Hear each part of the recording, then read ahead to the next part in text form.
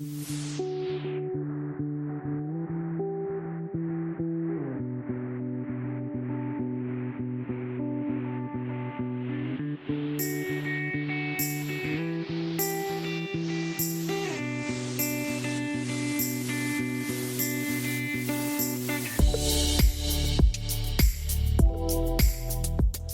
galerinha! Vocês estão bem? Hoje vai começar domingo de celebração. O mês das Crianças!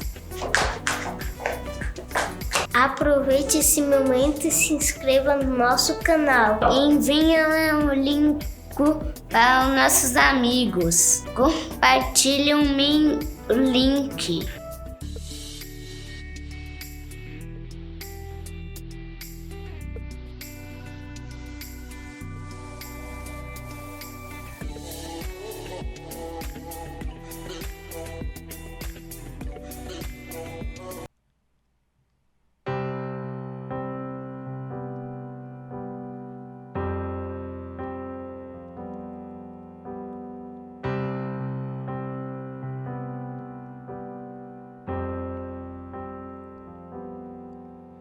Espírito, enche a minha vida. Espírito, enche a minha vida. Enche-me com teu poder, pois de ti eu quero ser. Espírito, enche o meu ser.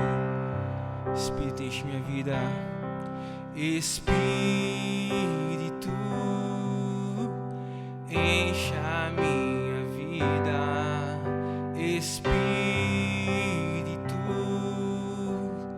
enche a minha vida.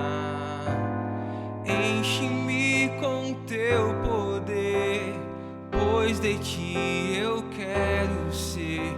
Espírito, enche o meu ser. As minhas mãos eu quero levantar e em louvor te adorar. Meu coração eu quero derramar diante do teu altar. Enche as nossas vidas, Espírito de Deus. Espírito, enche a minha vida. Espírito, enche a minha vida. Enche-me com teu poder, pois de ti eu quero ser. Espírito, enche o meu ser. As minhas mãos eu quero levantar e em louvor te adorar. Meu coração eu quero derramar diante do teu altar. As minhas mãos eu quero levantar e em louvor te adorar. Meu coração eu quero derramar diante do teu altar. Diante do teu altar. Diante do teu altar. Nós derramamos os nossos corações, Deus, diante do teu altar. nós queremos te amar, ó Deus, mais e mais, ó Deus, porque o Senhor nos amou primeiro, Pai, com amor incondicional, com amor, ó Deus, que nos constrange, Deus, com amor infinito, com amor ousado, Deus. Nos ensina a te amar mais, Senhor Jesus.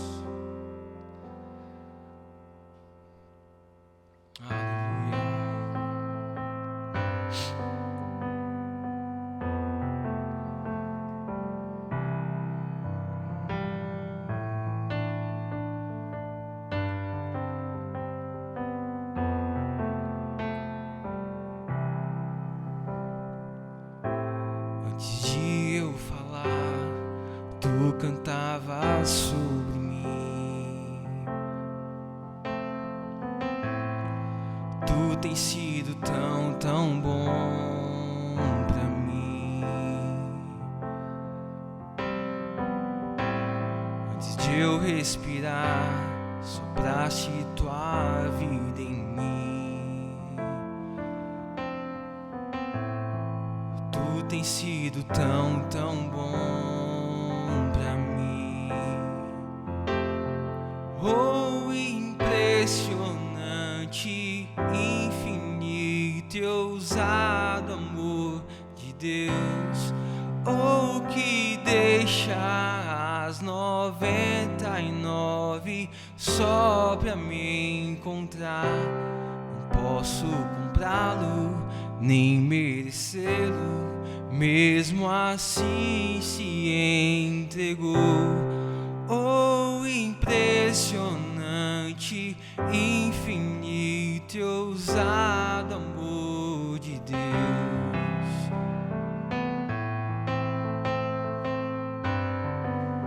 Aleluia, que amor impressionante.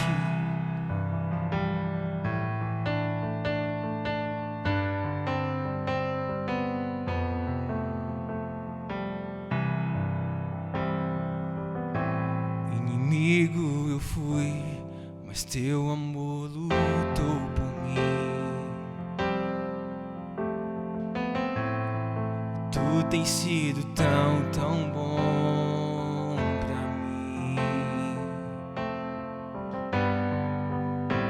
Eu não tinha valor, mas tudo pago por mim. Tu tens sido tão, tão bom pra mim. Oh, impressionante, infinito e ousado amor de Deus. Oh, que deixa as 99 só pra me encontrar. Não posso comprá-lo, nem merecê-lo, mesmo assim se entregou. Oh, impressionante, infinito e ousado amor de Deus.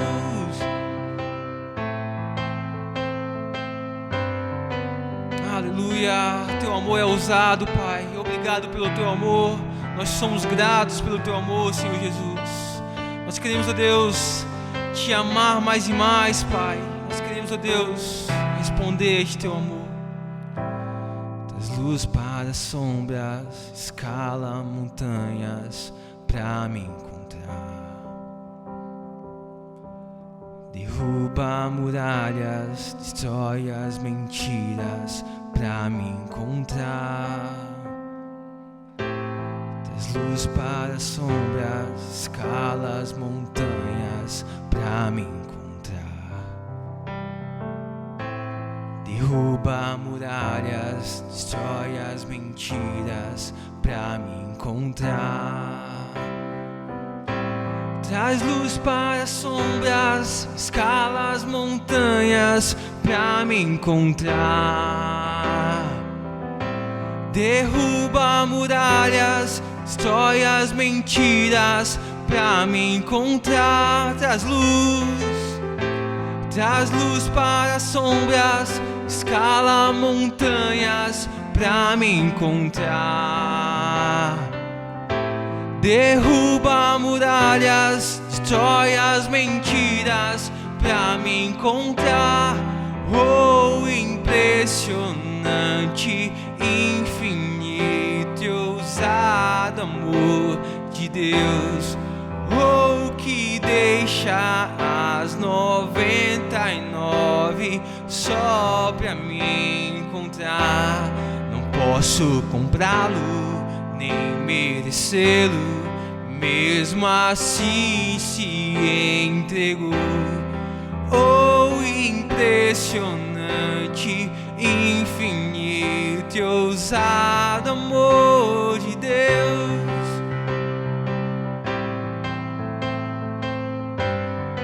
Aleluia, que ousado amor.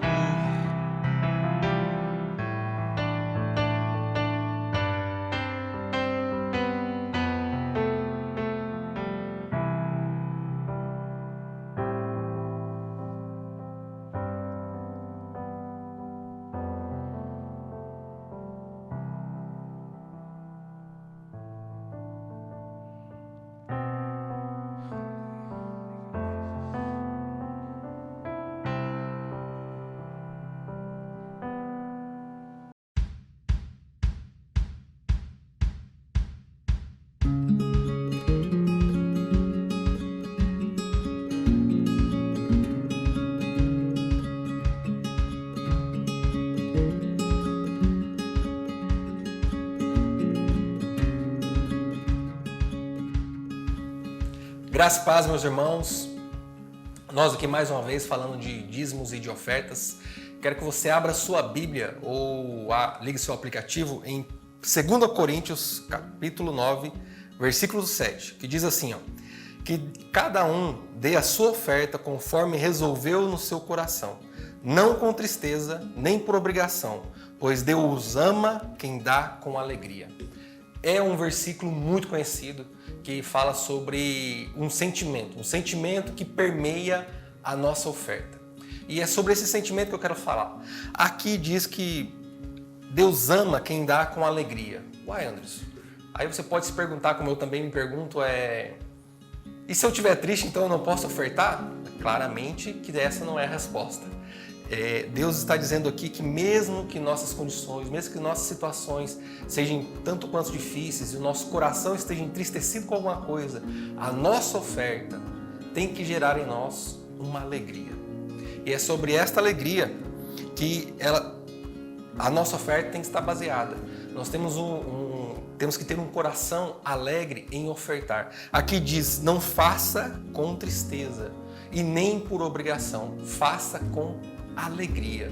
Que Deus possa transformar o seu coração, transformar a sua tristeza em alegria, até no momento da oferta e do seu dízimo. Se você quiser ofertar, use os nossos canais virtuais ou até mesmo no culto na nossa sala, com os envelopes. Feche seus olhos nesse momento, eu quero orar por vocês e pelas suas ofertas, pelos seus dízimos. Obrigado, Jesus. Obrigado por mais uma vez nós estarmos aqui reunidos em Teu nome, Pai. Que nós possamos, ó Deus, entender que o sentimento que deve permear nosso coração, que deve estar no nosso coração é a alegria. Que o Senhor possa nos abençoar, que o Senhor possa fazer nós entendermos e compreendermos cada dia mais a Tua palavra e assim cumpri-la, fazendo com que o Senhor se alegre. Abençoe, ó Deus, cada dizimista, cada ofertante, que o Senhor possa abençoar cada oferta, que o Senhor possa nos dar sabedoria e entendimento para gerenciar nossos recursos, ó Pai, e que os meus irmãos possam entender de onde eles estiverem esta palavra, em nome de Jesus. Amém? Deus abençoe vocês.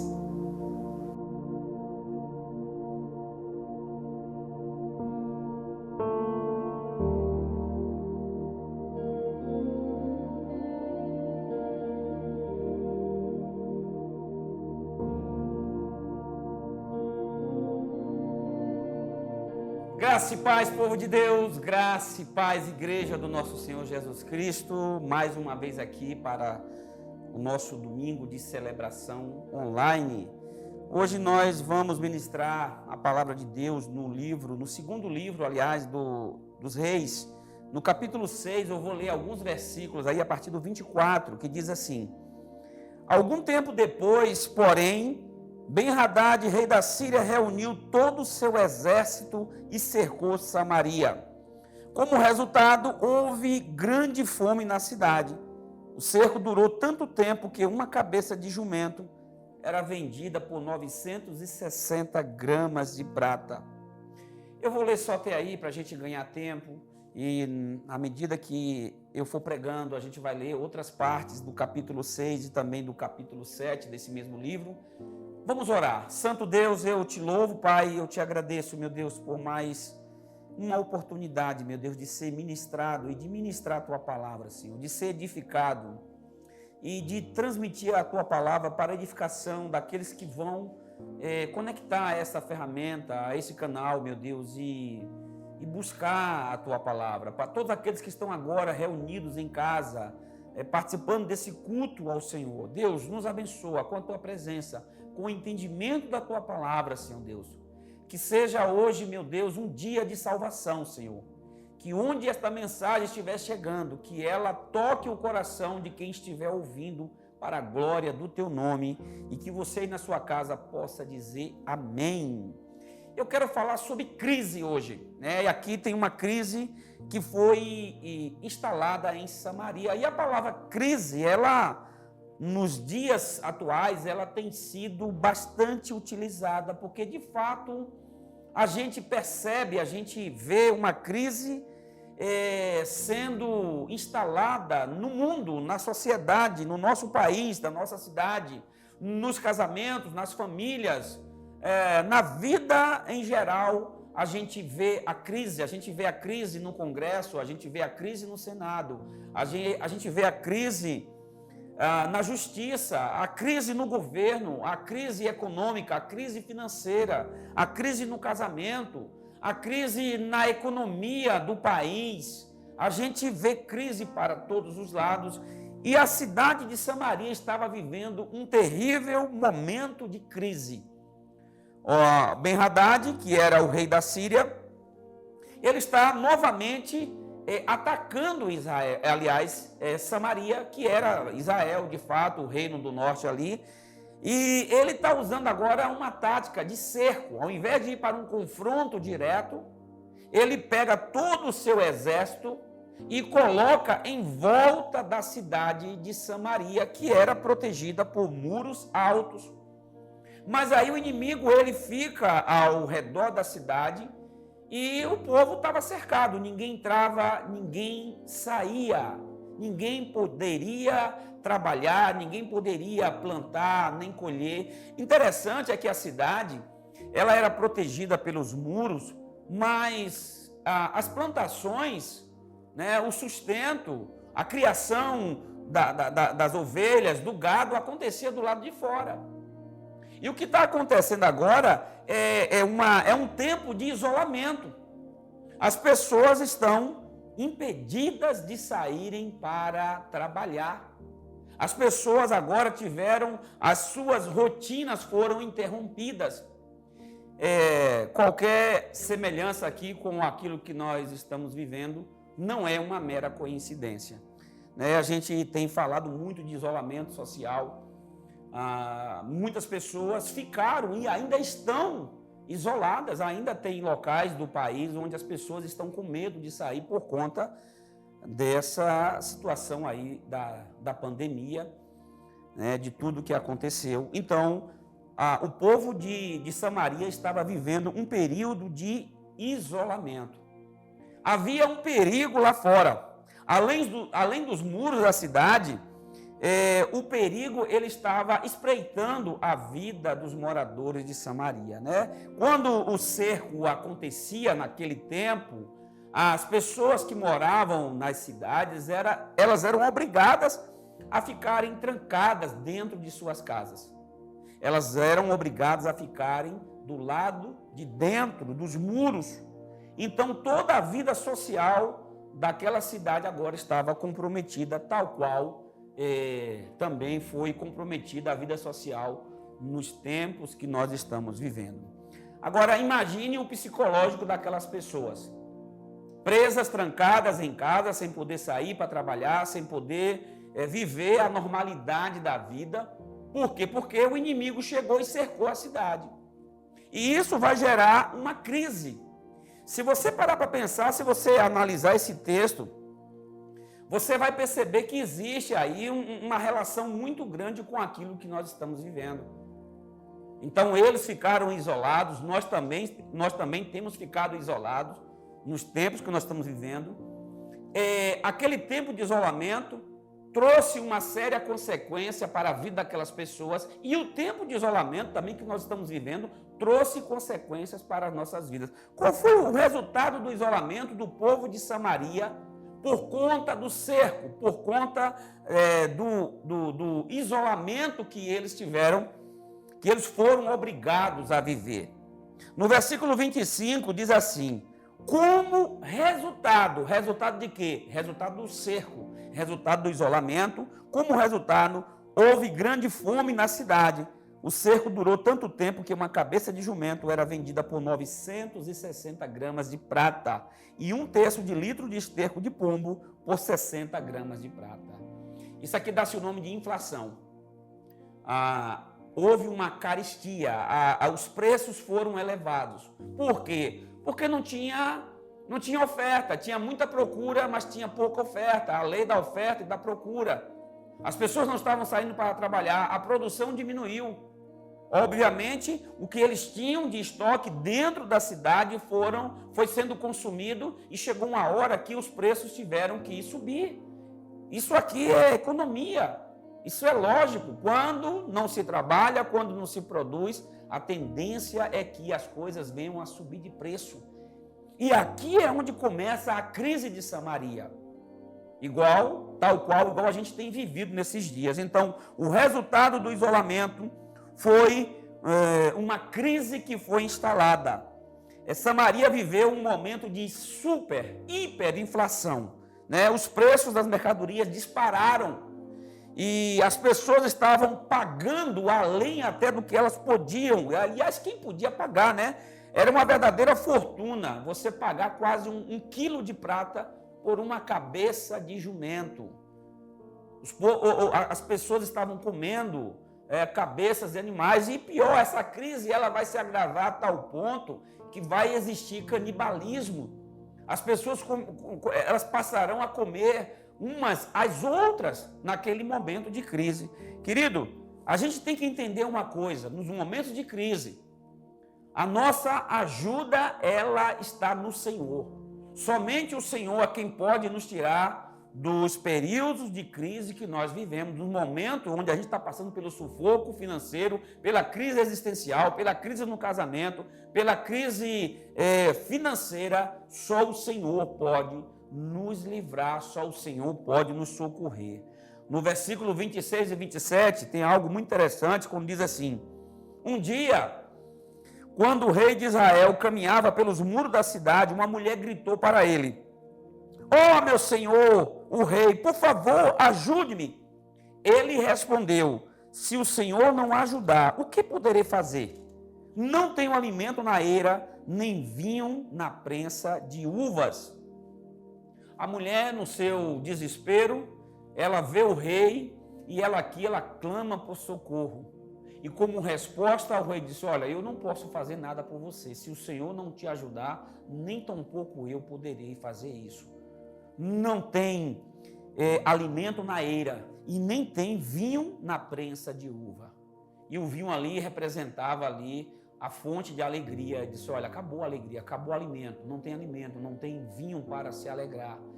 E se o Senhor não fizer nada por você, tampouco eu." E de fato, lá no Salmo 27, né? Aliás, 127, diz o seguinte: "Se o Senhor não constrói a casa, o trabalho dos construtores é vão. Se o Senhor não protege a cidade, de nada adianta guardá-la com sentinelas. É inútil trabalhar tanto, desde madrugada até a tarde da noite, e se preocupar em conseguir o alimento, pois Deus cuida dos seus amados enquanto dormem." Querido, não adianta uma pessoa se matar de trabalhar. Eu vou trabalhar, vou fazer hora extra até mais tarde. Eu vou trabalhar de madrugada. Eu vou ter 2 empregos para ver se eu consigo sair dessa situação. Não adianta. Se o Senhor não for o construtor da casa, em vão é o trabalho daqueles que edificam. Se o Senhor não guardar a cidade, inútil é o trabalho dos sentinelas. O que esse texto nos ensina é que se o Senhor não for a nossa ajuda, se o Senhor não for o nosso socorro bem presente no meio da crise, nenhuma outra solução poderá resolver o nosso problema. Então, nos momentos de crise, nós devemos buscar ajuda no Senhor. Eles estavam passando por um período difícil. Aquela mulher está em busca de um socorro humano. E o humano está dizendo para ela assim, olha, eu não tenho condição de te ajudar. Interessante é que se você ler nesse texto, o capítulo 7, aliás, o capítulo 6, quando começa o cerco, quando a crise ela chega no seu auge, você não vê ninguém orando, ninguém jejuando, ninguém buscando o favor do Senhor. Eles estão morrendo, eles estão defiando, eles estão passando por um aperto muito grande financeiramente falando, mas eles não se dobram, eles não se rendem ao Senhor. Quer dizer, a crise, na verdade, aquela crise, ela não foi obra do acaso. Aquela crise não foi um fato, um fenômeno natural. Na verdade, os sírios foram levantados pelo Senhor. Aquela crise era decorrente, era fruto da desobediência do povo de Israel, do povo de Samaria, que se apostatou da fé. Eles cometeram apostasia, eles se desviaram do caminho, eles se renderam à idolatria. E como consequência dessa vida de idolatria, a fome veio, a crise veio sobre a vida deles, mas mesmo assim eles não se rendem, eles não se dobram. Então só o Senhor pode nos tirar, só o Senhor pode nos livrar na crise e no momento de crise. Então, na crise, querido, não entre em desespero, não tome soluções precipitadas, não tome decisões precipitadas, aliás. Veja bem o que você vai fazer no momento de crise, porque você pode se arrepender da solução que você vai buscar para resolver esse problema que você está vivendo. Conforme a gente vê aqui no versículo 28 e 29, diz o seguinte, mas depois o rei perguntou, qual é o problema? Qual é o seu problema? O rei para ouvir aquela mulher, e aí ela responde o seguinte, esta mulher me disse, vamos comer o seu filho hoje e amanhã comeremos o meu. Então cozinhamos o meu filho e o comemos. No dia seguinte eu disse a ela, mate seu filho para que o comamos. Mas ela o havia escondido. Uma mulher confiou na outra, entregou o seu próprio filho para matar a fome, mataram, comeram. No outro dia ele disse, agora chegou a hora de você matar o seu filho para que a gente também o coma. E a mulher já tinha escondido o filho. Isso é um sacrifício de tolo. Isso é uma atitude desesperada no momento de crise. Quantas pessoas não estão sacrificando o casamento? Quantas pessoas não estão sacrificando a família, os filhos, a própria vida por conta de decisões precipitadas tomadas no momento de crise? Qual é a solução que você pensa dar para o problema que você está vivendo agora? Cuidado, você pode estar dando um passo em direção ao precipício. Você pode estar tentando buscar a solução desse problema e você pode lá na frente se arrepender, como essa mulher aqui se arrependeu ao entregar o próprio filho para ser sacrificado para aliviar a fome. Então, o rei, quando ele vê aquilo, ele entra em pânico, ele entra em desespero. E a reação, qual foi a reação do rei? Versículo 30 e 31. Quando o rei ouviu isso, rasgou as roupas e enquanto ele caminhava pelos muros, o povo viu que por baixo do manto ele usava pano de saco junto à pele. Então o rei jurou que Deus me castigue severamente se eu não separar a cabeça de Eliseu de seus ombros ainda hoje. Olha só que dureza de coração.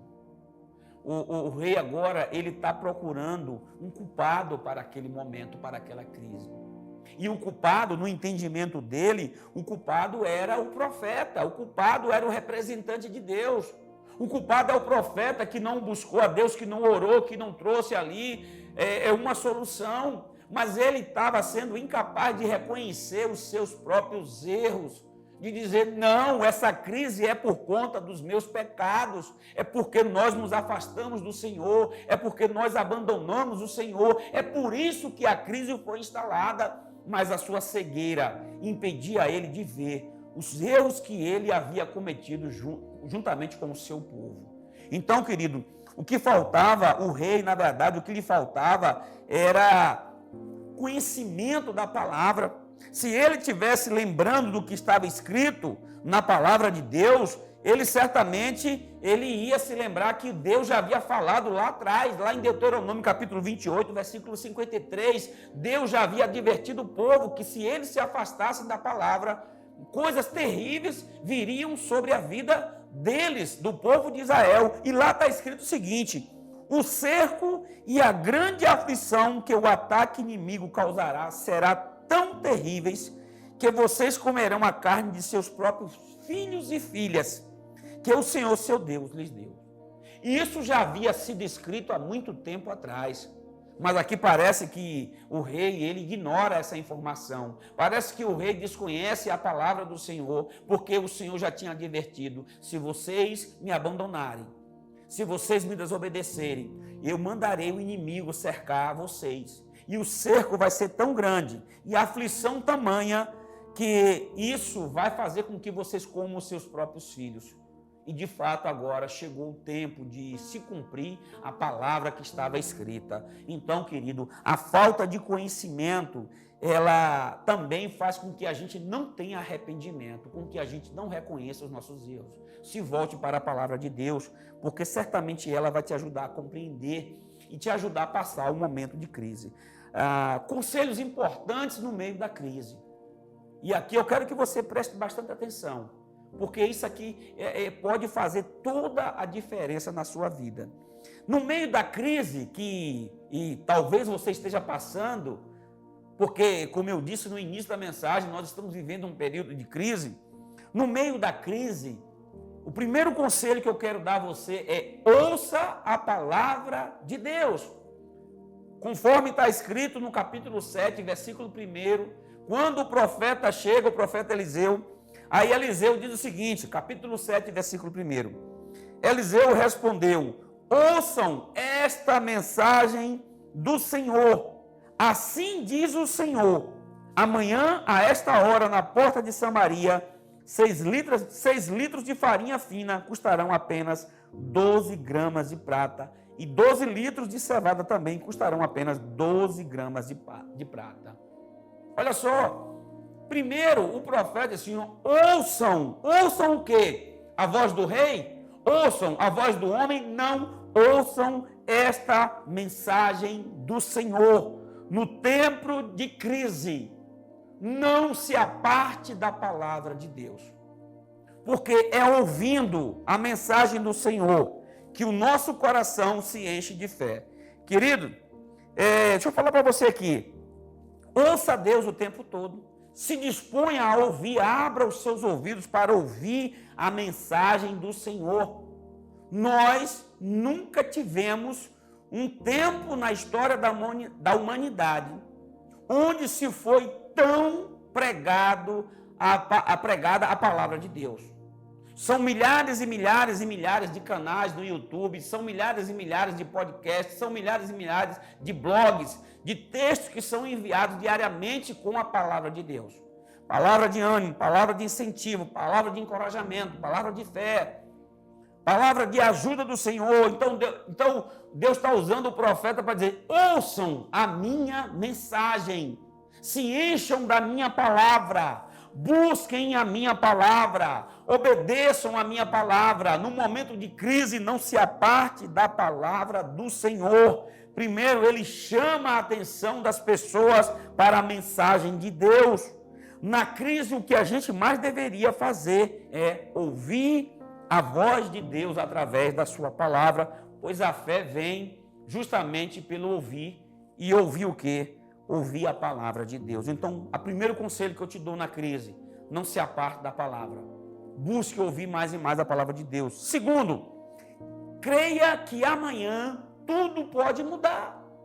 No mesmo versículo que o profeta chama a atenção do povo para a palavra de Deus, para a mensagem do Senhor, ele diz o seguinte: ouçam esta mensagem do Senhor, assim diz o Senhor: amanhã, a esta hora, na porta de Samaria, 6 litros de farinha fina custarão apenas 12 gramas de prata.